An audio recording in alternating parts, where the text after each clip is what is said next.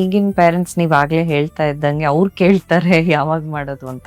At the same time ಇದೊಂದು ದೊಡ್ಡ status symbol, ಸಖತ್ತು ರಿಚ್ ಆಗಿ ಮಾಡ್ಬೇಕು, ಆಡಂಬರ ಜಾಸ್ತಿ ಇಟ್ಕೊಳ್ಳೋದು, ಇದೆಲ್ಲ ಒಂದ್ ರೀತಿನಲ್ಲಿ ಇತ್ತೀಚಿನ ವರ್ಷಗಳಲ್ಲಿ ಜಾಸ್ತಿ ನೋಡ್ತಾ ಇದೀವಿ. ಇದ್ರ ಬಗ್ಗೆ ಇದು ಸ್ವಲ್ಪ ವೆಸ್ಟರ್ನ್ ಇನ್ಫ್ಲೂಯೆನ್ಸ್. ಇವಾಗ ಏನಾಗಿದೆ, ಇವಾಗ ಅಮೆರಿಕ, US, ಆಸ್ಟ್ರೇಲಿಯಾ ಅದೆಲ್ಲ ಒಂದು ಗ್ರ್ಯಾಂಡ್ ಇವೆಂಟ್ ಇದು.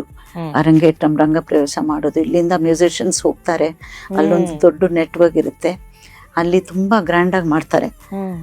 ಇಲ್ಲೂ ಹಾಗೆ ಗ್ರ್ಯಾಂಡ್ ಆಗಿ ಮಾಡೋರು ಇದ್ದಾರೆ. ಅದರಲ್ಲಿ ಟೀಚರ್ಗೂ ಆಸೆ ಇರಬೇಕು, ಪೇರೆಂಟ್ಸ್ಗೆ ಆಸೆ ಇರಬೇಕು, ಆ ಸ್ಟೂಡೆಂಟ್ಗೂ ಆಸೆ ಇರಬೇಕು, ಎಲ್ಲ ಹೊಂದ್ಕೋಬೇಕು. ಬಟ್ ನಂಗನ್ಸುತ್ತೆ ಆ ಆಡಂಬರ ಬೇಕಾಗಿಲ್ಲ. ಅಲ್ಟಿಮೇಟ್ಲಿ ನಾವು ಏನು ತೋರ್ಸಕ್ಕೆ ಹೋಗ್ತಾ ಇದ್ದೀವಿ, ನಮ್ಮ ಕಲೆ.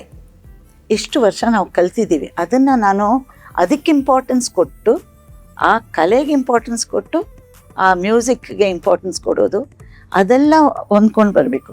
ಮ್ಯೂಸಿಷಿಯನ್ಸ್ ಆಗಲಿ, ಡಾನ್ಸರ್ಸ್ ಆಗಲಿ, ಭಾವ ಚೆನ್ನಾಗಿ ತೋರಿಸ್ಬಿಟ್ಟು, ಅದಕ್ಕೆ ನಾಳೆ ಆಡಿಯನ್ಸ್ ಮನೆಗೆ ಹೋದರೆ ಅವ್ರು ಮಾಡಿರೋ ಪರ್ಫಾರ್ಮೆನ್ಸ್ ಮನಸ್ಸಲ್ಲಿರಬೇಕು. ಕರೆಕ್ಟ್.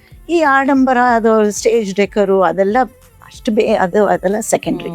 ಸೊ ಪರ್ಫಾರ್ಮೆನ್ಸ್ ನ ಇದು ಓವರ್ಲ್ಯಾಪ್ ಆಡಂಬರ ಓವರ್ಲ್ಯಾಪ್ ಆಗ್ಬಾರ್ದು. ಪರ್ಫಾರ್ಮೆನ್ಸ್ ಮೇನ್ ಅದು.